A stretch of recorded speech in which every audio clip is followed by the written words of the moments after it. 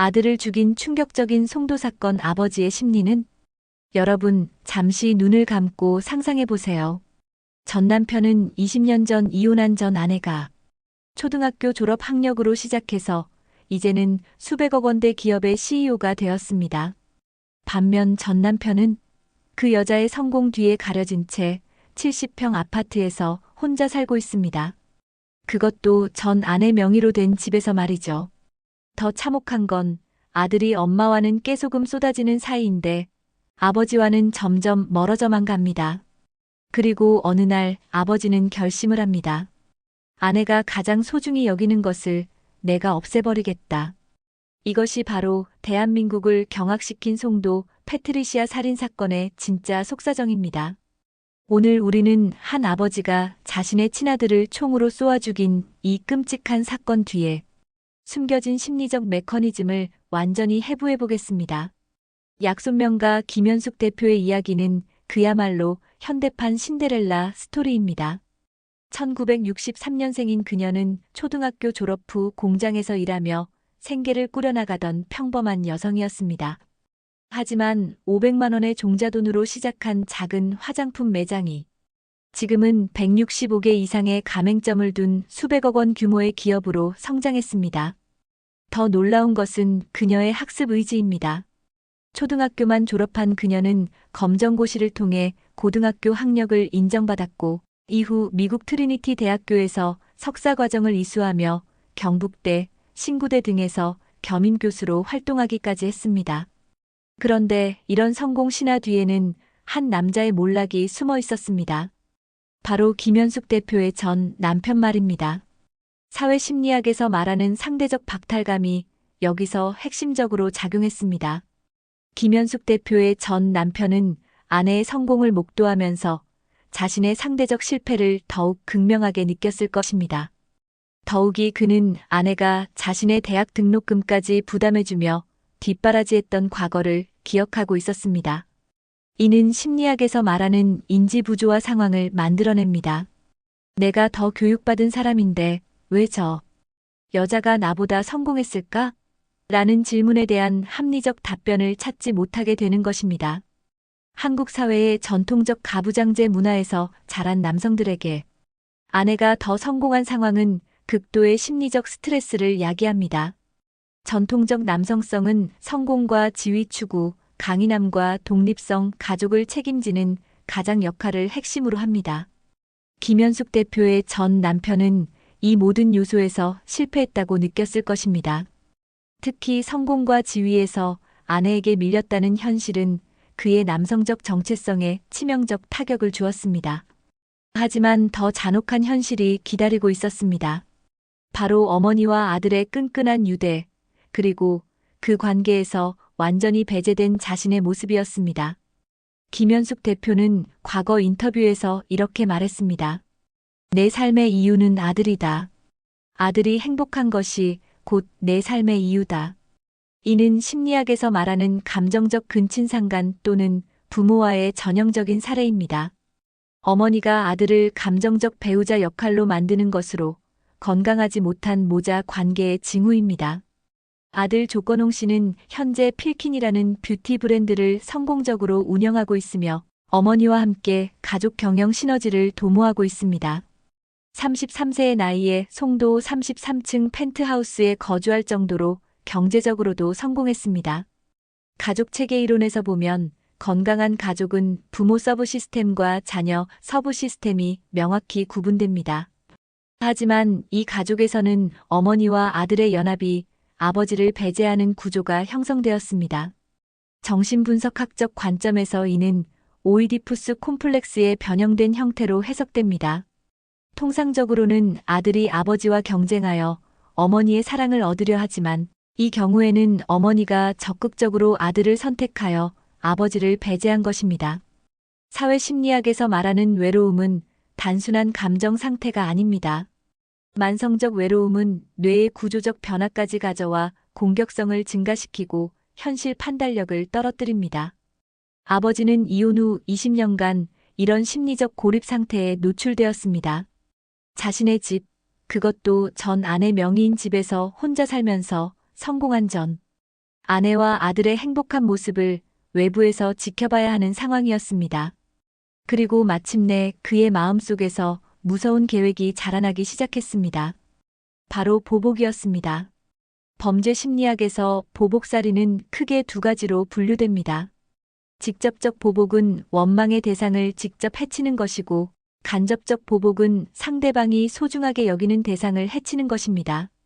이 사건의 가해자는 총기까지 제작할 수 있는 능력이 있었음에도 불구하고 전 아내를 직접 해치지 않았습니다. 대신 전 아내가 삶의 이유라고 공언한 아들을 택했습니다. 심리학자 로버트 사폴스키의 연구에 따르면 간접적 복수는 피해자에게 더 오래 지속되는 고통을 준다고 합니다. 직접적 공격은 한순간의 고통이지만 간접적 공격은 평생에 걸친 트라우마와 죄책감을 남깁니다. 가해자의 내면에서는 이런 계산이 작동했을 것입니다. 김현숙을 죽이면 그녀의 고통은 순간이다. 하지만 아들을 죽이면 그녀는 평생 고통받을 것이다. 게다가 내가 아들을 죽였다는 사실로 인해 더욱 괴로워할 것이다. 더 소름 끼치는 것은 집에 폭발물을 설치한 행위입니다. 가해자는 아들을 살해한 후 자신이 거주하던 아파트, 그것도 전 아내 명의인 집에 폭발물을 설치했습니다. 이는 단순한 자살 시도가 아니라 상징적 의미가 강합니다. 집은 심리학적으로 자아와 정체성을 상징합니다. 프로이트는 집을 꿈 해석에서 자아의 표상으로 해석했습니다. 가해자가 전 아내 명의의 집을 폭파하려 한 것은 전 아내의 소유물 파괴, 자신의 굴욕적 현실 속어 완전한 파괴를 통한 통제감 회복의 의미를 담고 있었습니다. 이 사건의 가해자는 전형적인 취약한 나르시시즘 성향을 보입니다.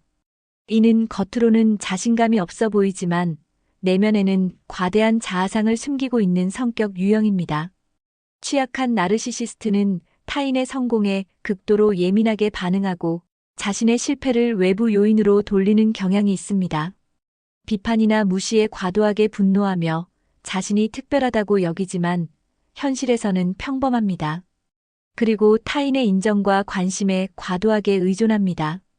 가해자는 분명히 자신을 특별한 존재로 여겼을 것입니다. 아내보다 교육 수준이 높았고 남성으로서 사회적 우위에 있다고 생각했을 텐데 현실은 정반대였습니다. 심리학자 브레네 브라운은 수치심을 내가 나쁜 사람이다라는 자기 자신에 대한 부정적 평가라고 정의했습니다. 이는 죄책감과는 다른 개념으로 자아의 핵심을 공격하는 더 파괴적인 감정입니다.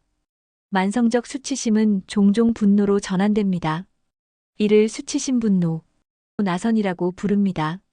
나는 실패한 남편이자 아버지다라는 수치심을 경험하고 이건 내 잘못이 아니다라고 자아를 방어하며 김현숙이 나를 무시했다라고 외부의 책임을 돌리고 마침내 그녀에게 복수하겠다는 분노로 폭발하는 것입니다. 가해자의 심리에서 핵심적인 것은 전 아내와 아들의 관계에 대한 병적 질투입니다. 이는 단순한 부러움을 넘어서 파괴적 행동으로 이어지는 정신병리적 상태입니다.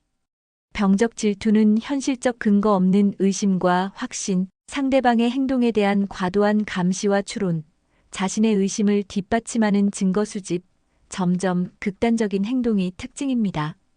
가해자는 김현숙 대표가 아들을 삶의 이유라고 공언하는 것을 보며 자신이 완전히 배제되었다는 확신을 굳혔을 것입니다.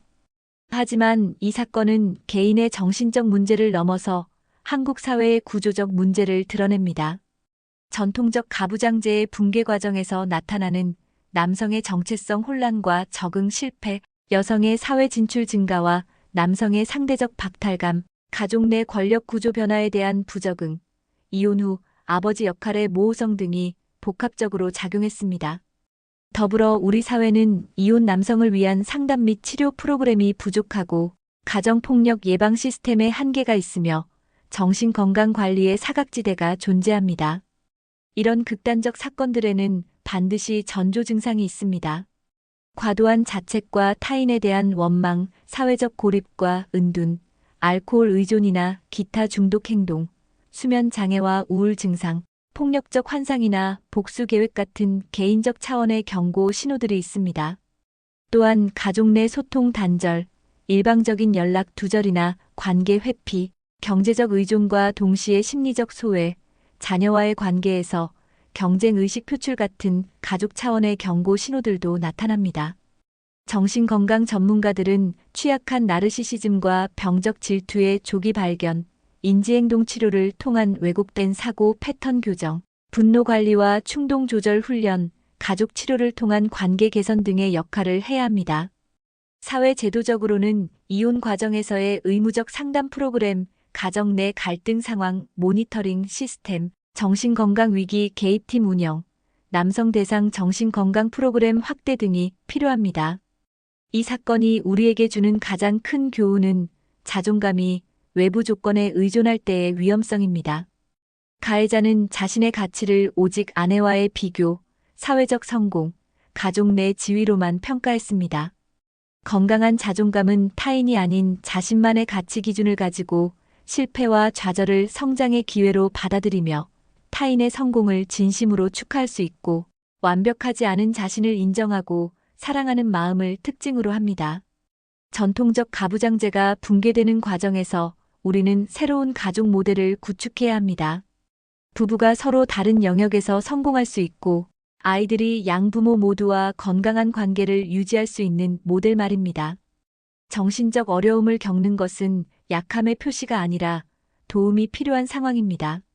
특히 남성들이 자신의 감정적 어려움을 표현하고 도움을 요청하는 것이 자연스러운 사회 분위기를 만들어야 합니다. 33세의 젊은 조건홍 씨는 더 이상 아버지와 화해할 기회를 갖지 못했습니다. 김현숙 대표는 삶의 이유였던 아들을 잃었습니다. 가해자는 자신의 삶과 함께 모든 것을 파괴했습니다. 하지만 이 모든 비극은 예방할 수 있었습니다. 만약 가해자가 자신의 심리적 어려움을 인식하고 전문가의 도움을 받았다면, 만약 가족들이 소통의 기회를 만들고 아버지의 소외감을 헤아렸다면, 만약 우리 사회가 이런 위험 신호들을 조기에 발견하고 개입할 수 있는 시스템을 갖추었다면 말입니다. 이 비극적인 사건이 단순한 개인의 일탈이 아니라 우리 사회가 함께 해결해야 할 구조적 문제임을 인식해야 합니다. 여러분 각자도 주변의 가족, 친구, 동료들이 보내는 작은 신호들에 관심을 가져주시기 바랍니다. 때로는 진심 어린 관심 한마디가 누군가의 인생을 구할 수 있습니다. 경희쌤 심리학 코너에서는 당신의 댓글을 기다립니다. 누군가에게 마음을 털어놓고 싶다면 글로 남겨주세요. 감사합니다.